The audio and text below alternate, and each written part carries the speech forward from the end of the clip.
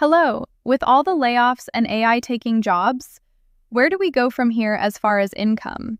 We think that content creation is going to be the largest industry in the world.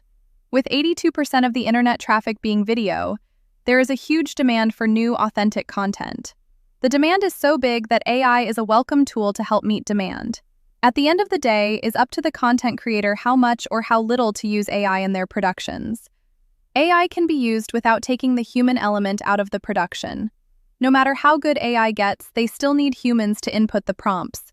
On this channel, we will always preach to go out on your own so you can have full control of your income, which we can help you do.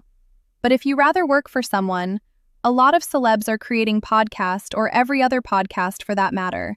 So they are going to need to recruit a production team for their podcast like production coordinator, editors, sound technician, videographer, researchers. Best of all, you don't need a college degree to apply for these positions.